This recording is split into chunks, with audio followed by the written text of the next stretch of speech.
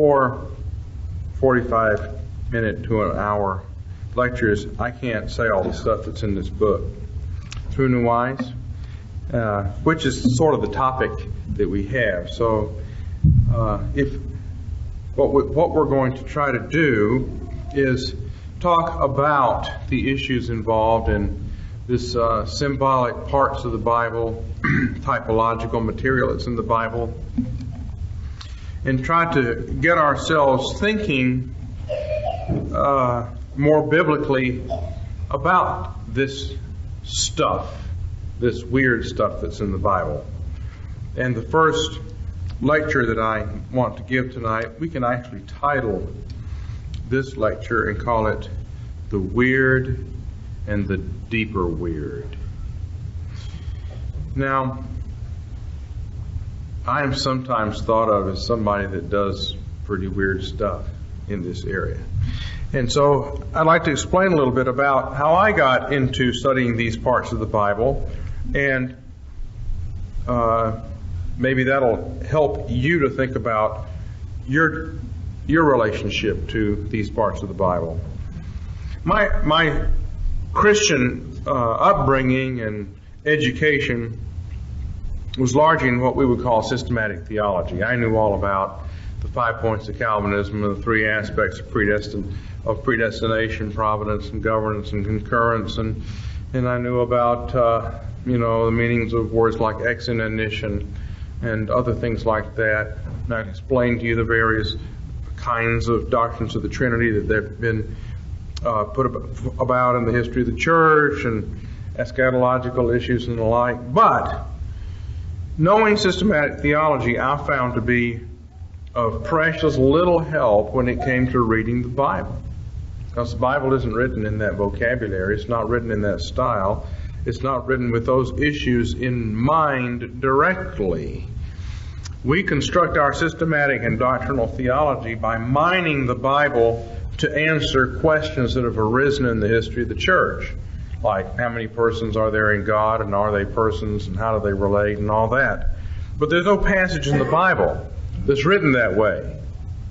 No passage in the Bible says whosoever would be saved, it first of all is necessary for him to believe the Catholic faith. And the Catholic faith is this, that we worship one God in Trinity, and Trinity in unity. The Father Almighty, the Son Almighty, and the Holy Spirit Almighty. And yet they are not 3 Almighties, but one Almighty. Father incomprehensible, the Son incomprehensible, and the Holy Spirit incomprehensible. And yet they are not 3 incomprehensibles, but one incomprehensible. The Athanasian Creed is not found in the Bible. But the stuff that we use to build the Athanasian Creed is found in the Bible. Okay? So I knew that fairly well, and I think most Christians who begin to become educated in their deeper understanding of the Christian religion in the last couple of centuries have learned that kind of thing mainly. But as I say, it didn't help me much in reading the Bible. I'm more likely to read the number of the men of the people of Israel, the sons of Parosh, 2,172, the sons of Shephatiah, 372, the sons of Era, 652, the sons of Pahath Moab, or the sons of Jeshua and Joab, 2,818. The sons of Elam, who knows? Y'all don't have that down? 1,254. I could continue here in Nehemiah 7, but for some reason, God thinks it's really important to have that in the Bible. You think it's really important? Be honest. I remember back in the old Navigator days, when I was in the Navigators, we would read, and we'd come to something like this, and we'd say, a list of hard names. And then we'd pick it up, wherever the list of hard names stopped. That was easier than trying to sound them out and figure out how to pronounce them.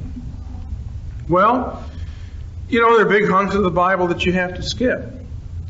Well, people get into a Bible reading program and they say, I'm going to read through the Bible, and it's going good until they get to the middle part of the book of Exodus, and then, man, all this description of pieces of furniture page after page.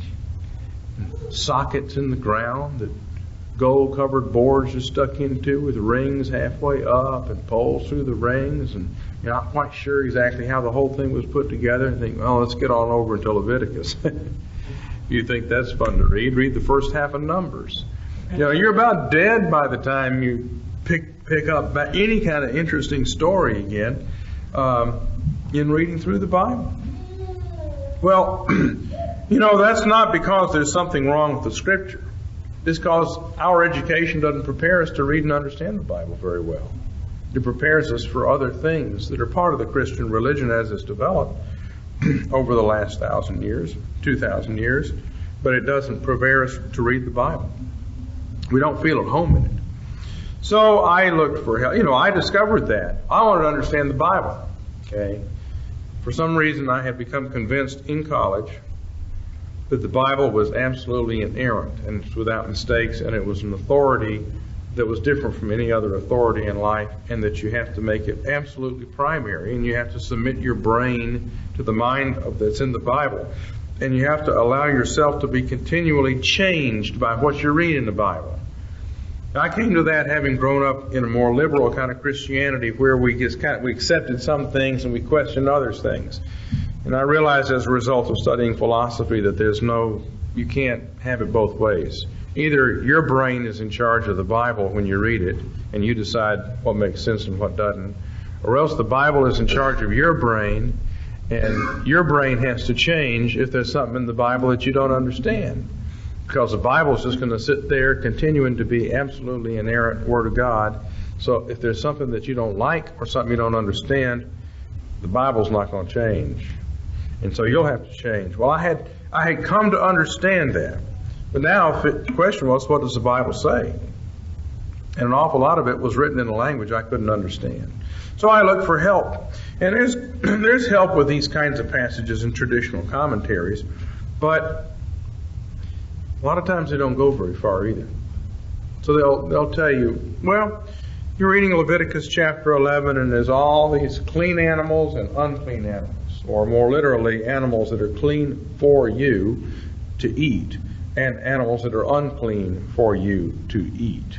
They're not unclean when they're roaming around outside, but they're unclean for you to eat. Like, you can eat beef if you're an Israelite, but you can't eat pork if you're an Israelite under the law. So, the commentators say, well, the unclean animals, they represent pagans or Gentiles. They may be God-fearing Gentiles. They're not circumcised. So that's what they represent. Well, that's helpful, but that doesn't answer the real question I want answered, which is, why? Why would God divide the animal world up into clean and unclean ones? What's behind that?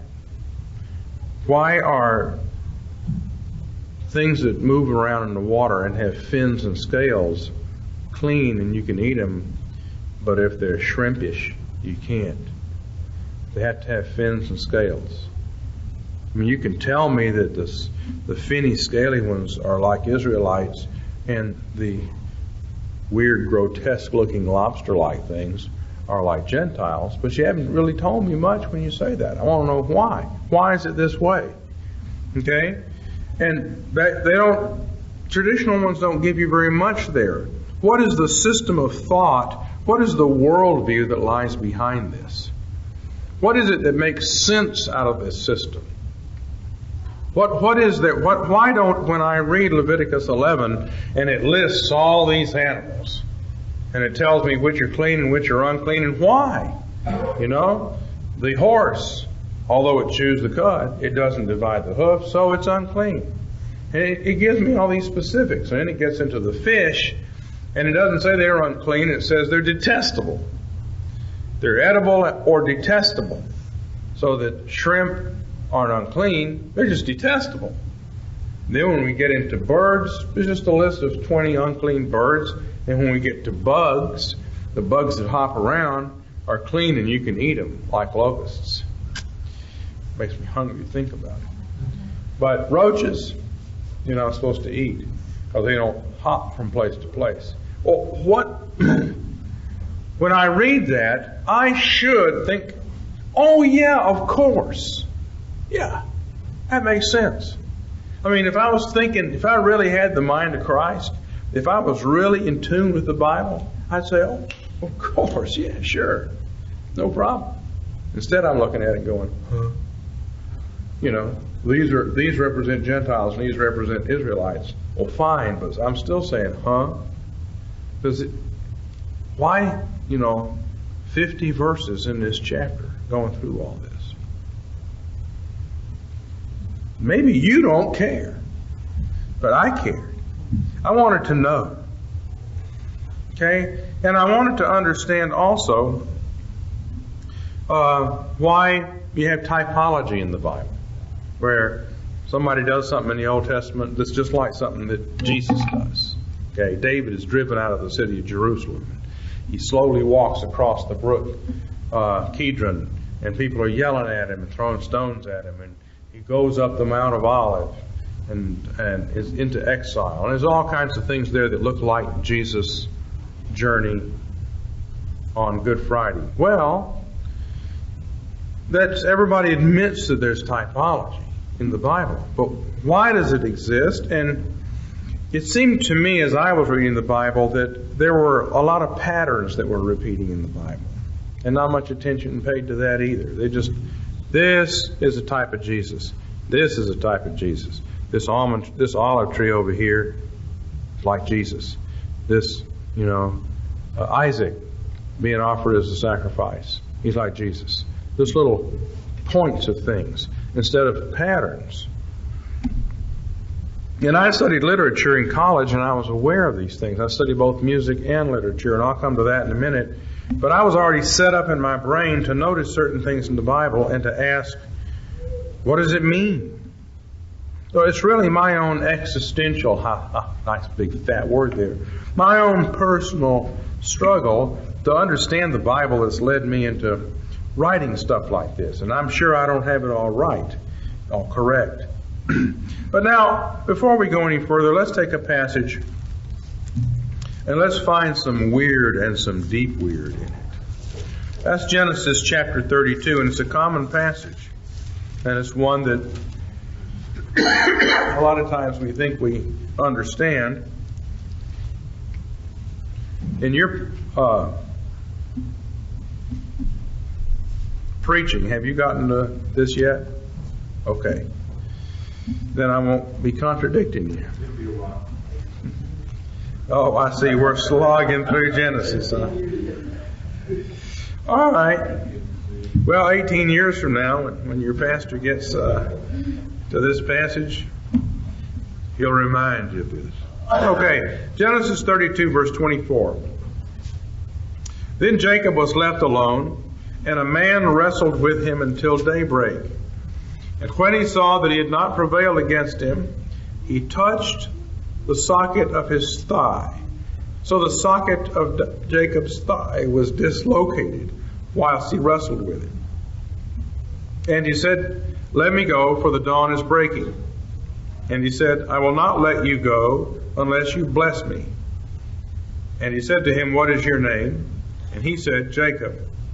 And he said, "Your name shall no longer be Jacob, but Israel. For you have striven with God and with me, and have prevailed." Then Jacob asked him and said, "Please tell me your name." But he said, "Why do you ask my name?" And he blessed him there. So Jacob named the place Peniel, for I have seen God face to face, yet my soul has been preserved. And the sun rose upon him just as he crossed over Peniel, and he was limping on his thigh. Now, I think about that and you think, why wouldn't the angel tell him his name? Doesn't say. Jacob says, "Please tell me your name." And he said, "Why is it that you asked my name?" And blessed him there. Well, we can kind of figure that one out. That's systematic theology will help you here. Well, God is the namer. We don't name him, he names us. Moses has the same kind of a thing. Moses goes to God and says, I can't speak well. And God says, I'm telling you, you can speak well, Moses. No, Lord, I'm not a good speaker. Moses, I made you. I know what you can do and what you can't do. I'm telling you, you can speak well. And Moses says, tell me the name. And he says, I'm just going to give you this name, I am that I am. But I'm naming you, Moses. See, God's the one who names us. We don't name him. He's beyond naming in a way, or if he does, he gives himself a name. He's not ready to say anything to Jacob. So we could reflect on that. That's okay. More important question that seems a bit weird is, why does God bless him for winning the match?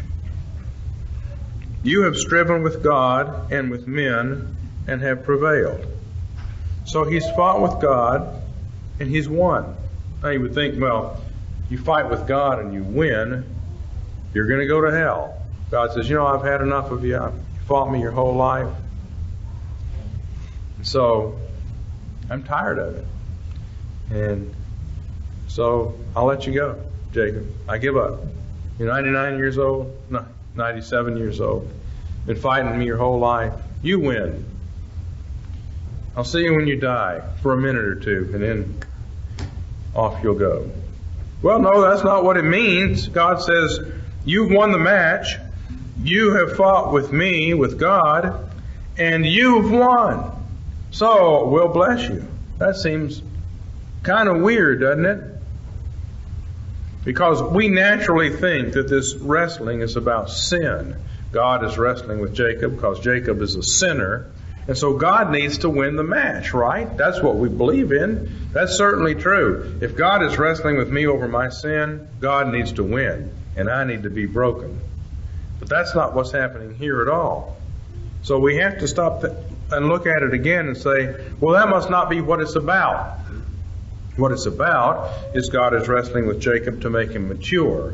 The same way you get down on the floor and wrestle with your kids. Make them strong, make them agile, put them through tough times, put them in karate class, make them go through the agony and torture of learning to play the piano and all the other brutal, mean things that you make them do to make them grow up and become mature. Force them to mow that grass, dry those dishes, all those other things. And God says, we've been wrestling for 97 years.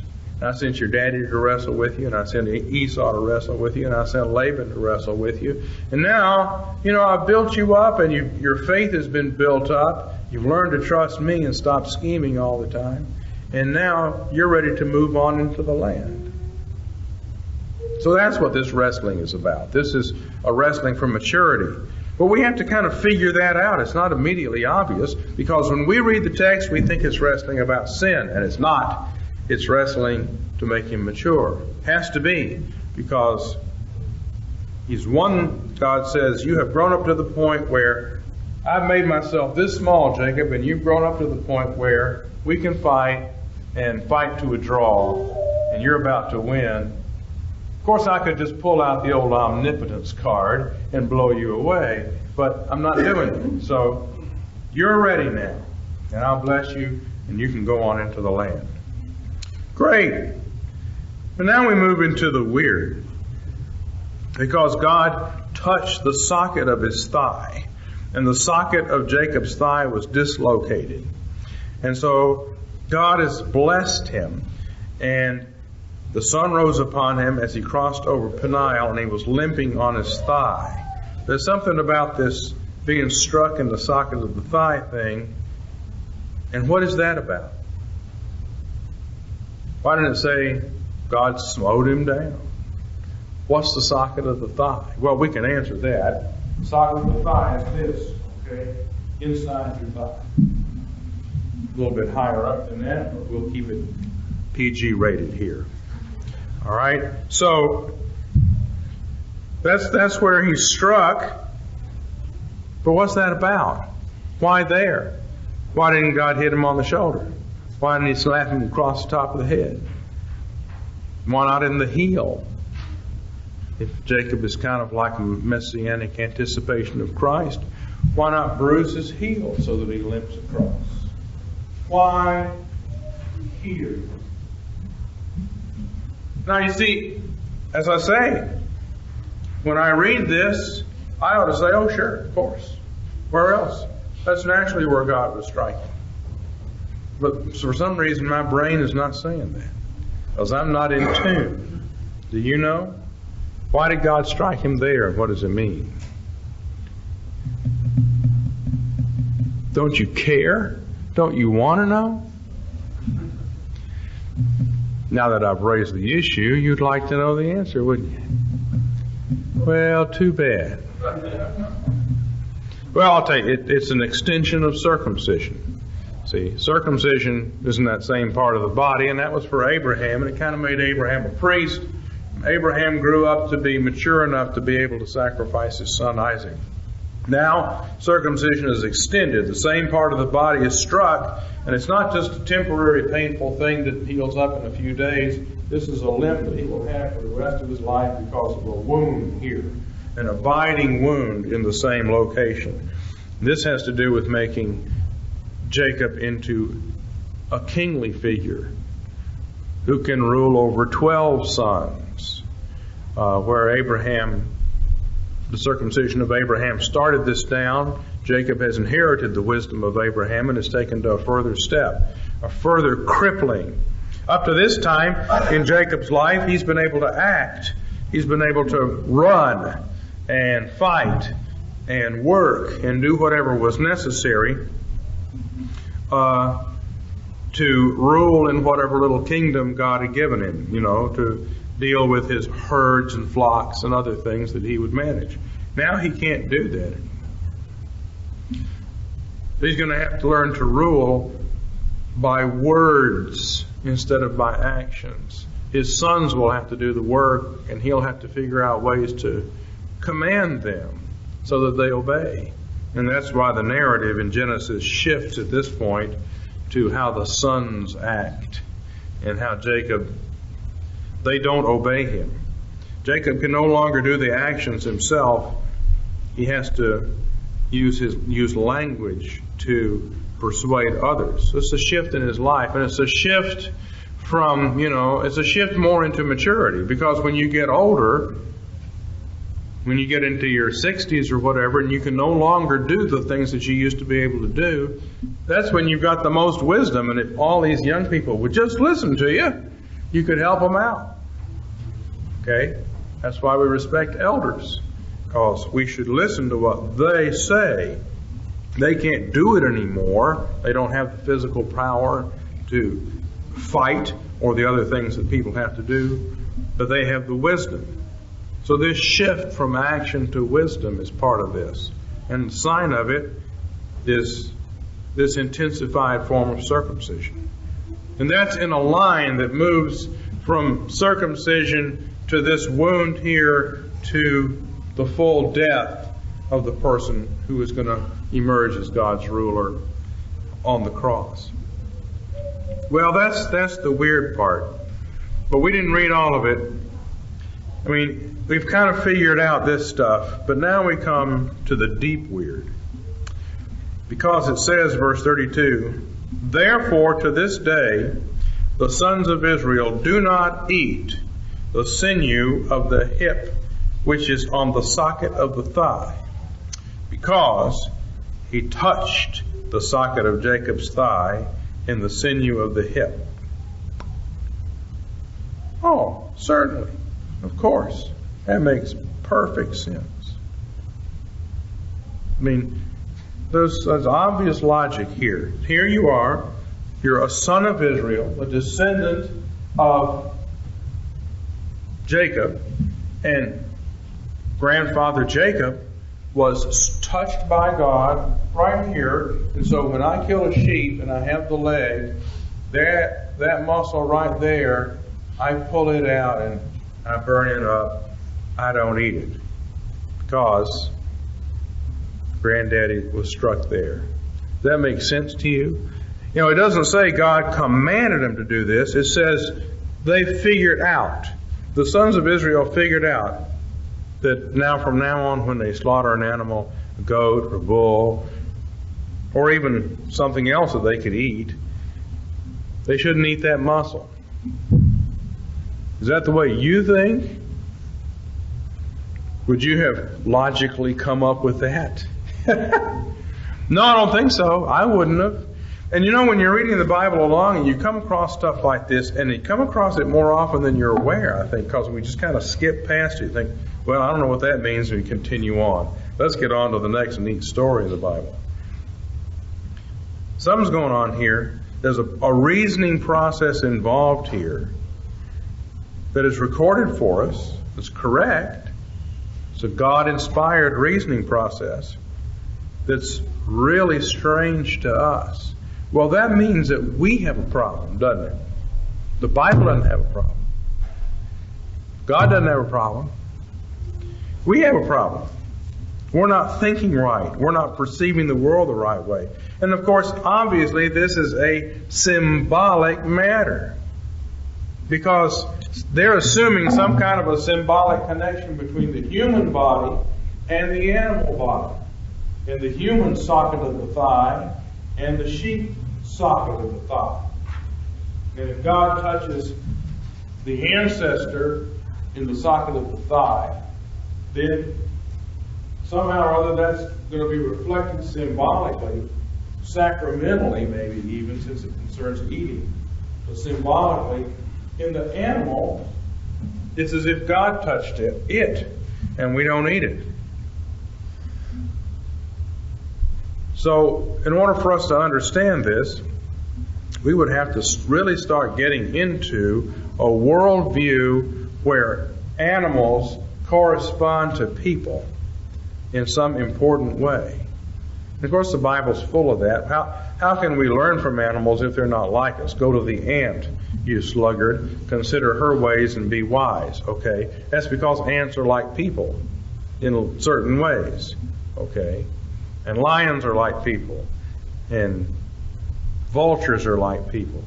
God brought animals to Adam to name, so Adam could figure out that there were two of them and only one of him. And because animals are like people, he figured out there should be two of me too. He didn't say, well, they're animals. They come in pairs. They get married. I'm a man. I stand alone. That wasn't how he reasoned. He reasoned from the analogy between animals to people. Well, here the analogy is made out very precisely. The muscle system in the human body is like the muscle system in an animal body. Something God touches is what? Holy. And so to respect that when we kill an animal, that part of it is considered holy and we set it aside. Is that important? Now, I'll be honest with you. I haven't got this one completely figured out yet. It certainly is the case for me that when I read this, I don't say, oh, of course, naturally. That makes sense.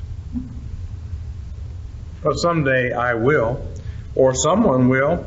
We'll get to the point where people are so thoroughly at home in the biblical worldview that when they read that, they say, oh, yes, that makes sense. Naturally. I don't really need that verse to tell me that. I'd already know it. Because it would be so reasonable. Don't you think? If we really knew the Bible, this stuff would all make sense. So we don't. So this is the kind of thing that earlier on in my life, I noticed and I wanted to understand it. Now I knew the only way to understand it was to think biblically instead of thinking like a 20th century American. So how do you do that? You just have to study it. Now, the problem that I encountered in a lot of the reading that was available to me at the time, which would have been 30 years ago, the reading that was available to me at the time, which would have been 30 years ago, is that I had studied literature and ancient literature in college. I'd also studied music. And reading the Bible, I was noticing things that an awful lot of commentators didn't notice. Commentaries. This is just an inside trade secret I'll let you in on.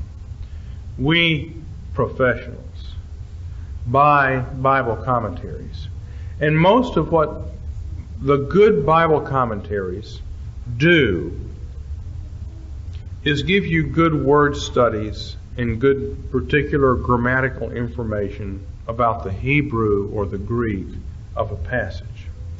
They are written by men who have PhDs in Northwest Semitic languages and the ancient Near East. And they bring all that expertise to the text of the Bible. And that's great. But the kind of person who can spend 10 years studying Ugaritic and Akkadian and poring over these documents and really learning Northwest Semitic languages and dealing with all these kinds of details is not the kind of person who's likely to see bigger pictures. They tend to be what we call nuts and bolts guys instead of big picture guys. And they don't pick up the other kinds of things. So valuable as a lot of these commentaries were, they weren't answering the same question I was answering. Okay? But some scholars did, or at least were providing some help for it. One of the things that I knew from studying literature and ancient literature is that writing was very different before the last couple of hundred years. We are so used to books being everywhere that we don't understand that books were very rare until a couple of hundred years ago. Two things had to happen to make books common. The first was the invention of the printing press, to where you didn't have to copy things out by hand. Before that time, everything had to be copied out by hand. That made books rare and expensive. Sometimes Protestants complained, well, you know, in the Roman Catholic Church in the Middle Ages, they had the Bible chained up in the church. Well, of course they did. You know how much a whole Bible was worth on eBay in the Middle Ages? Man, you just take that sucker out of the church one night and you're set up for life if you can sell it. Now, of course they kept it chained in there. It was in there so people could see it, but it was chained up so they couldn't steal it. Well, something else had to happen before books became cheap, though. And that was for paper to become cheap. And paper didn't become cheap till a couple of hundred years ago. Before that, paper was very expensive. So even though you could print, and that brought the price down somewhat, it was still expensive to have a book. That's why libraries were important and people borrowed books and the like. Well, now, why did I go through all that? You know, nowadays when we write, we just write, knowing that we can fill it out and it'll be printed. And if we look at these, if we look at a book, if you look at your Bible, you'll see that there's margins around the edges. And there is space between words. And if you go back a couple of 300 years ago and look at something written in English, published in English, you'll find it's much more smushed together. Smaller margins. Sometimes letters are combined, okay, to save space, to save paper. Okay, you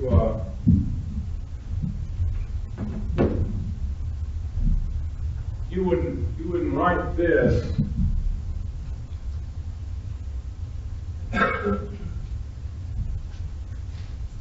You would write this.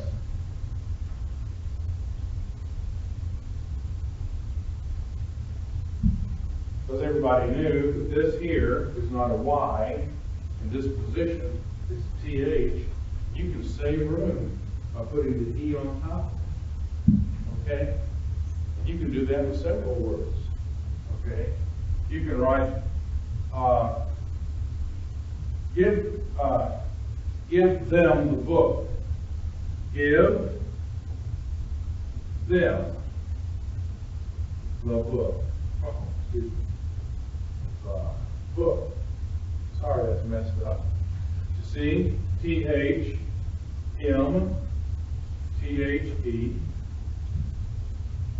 Then give them the book. Go back and look at a book published in the year 1570. It's full of that stuff. Just go get one out of the library. So, but why? To save space. Now, that in the ancient world, if you were going to write something, you had to write it on a piece of tablet or something that was very expensive. You didn't waste words. And who knew how to write? And who knew how to read? Most people didn't know how to write and read, because why should they bother to learn? They were never going to read anything. They weren't going to have any books to read. No, reading and writing, that was for a class of people who were called what? Scribes. And being a scribe was like having a PhD in nuclear physics today. It was a very skilled job. Scribes knew how to write in such a way as to thoroughly maximize the space available. And in the ancient world, when you wrote, you didn't write the vowels in, and you didn't put any space between words, because the other scribes knew how to read it. So you look at ancient Latin, ancient Greek, sometimes you'll see the vowels in there. Ancient Hebrew, no vowels. Ancient Semitic languages, no vowels, and everything written, one after another. No capital letters and small letters, just a string of letters, no spaces between them, all consonants. And it's hard to read that unless you got your PhD in scribal reading. Then you know what to read. You know how to figure it out. How this row of letters obviously falls out into these words. Now, part of that art of writing involved using literary structures to where you could say more than one thing, to use symbolic language that would do double duty. And all the ancient writers would do that kind of thing. They wrote in a very compressed style to where they could say a lot with a few words. The Bible is ancient literature. You see. Now, I knew from my college years how ancient literature was written. The Bible being ancient literature, I was beginning to assume, and I'm not alone in this, more and more scholars were beginning to say, we need to treat this like an ancient text and assume that every single word counts and every picture that's in the text counts, and it all counts together because the writer didn't have a lot of space and he was writing very carefully. Well, together with that is the fact that ancient literature and medieval literature is full of things like numerical symbolism. There are number structures. There are number structures all over the Bible. There are number structures in all ancient literature and in medieval literature. There are large parallel structures. There are chiastic devices and other literary devices where the text has parallels in it. There are references to the stars in all of this literature. Symbolism of the stars in the heavens. Typological parallelisms. Modern literature isn't written this way, but ancient literature was, and medieval literature was, all the way down to the modern age, when it became much easier to write and get stuff printed. Now, you don't have to write that way. In fact, if you do, people don't know how to read it. We want things written kind of at a newspaper level.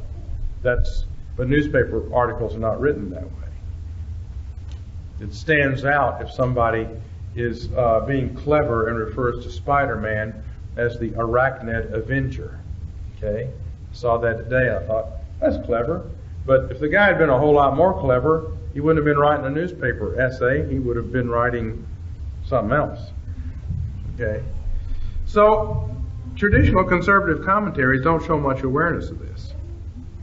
But having spent time in ancient literature, I could see that there was probably in the Bible as well, and so I began to look for other scholars, for scholars, who talked about it. And they do, although a lot of them are liberals. That's where the problem came. Liberals, because they aren't as stuck in tradition, can sometimes see things a little bit differently. But then those of us that are Bible believers have to say, yeah, but we can't follow you all the way because of your liberalism. Music is the same way. Music is written with themes that recur and repeat. If we were to talk about how a fugue is written or how any larger piece of music is written, you have a melody. The melody will be brought back in maybe twice as slow or twice as fast. It might be brought in on top of itself, so it starts in the soprano like a round, 3 blind mice, and then it comes in again, 3 blind mice a little bit later, and is sung at the same time but off from itself. You know what I'm talking about. These kinds of things show up in literary work as well. That's what all the typology in the Bible is. It's like melodies. Those same melodies can occur and take up a whole 2 or 3 book story, like the story from David all the way down to the destruction of the kingdom. Or the same basic melody story can be in just a few years of a person's life. The story can be run kind of backwards so that there's a creation or a decreation. There are passages that run through Genesis 1 backwards so that at the end everything is formless and void, showing the decreation of the world. Those kinds of things are there. But I wasn't finding a lot of help until I began to rummage around and look at lots of other places and talk to other people. So, and I'm not trying to say that I don't want to be misunderstood here. I'm just sharing with you why I got into this, why I think it was important for me. Because I couldn't understand the Bible. I could understand some parts of it, but big hunks of it I couldn't understand. Big hunks of it.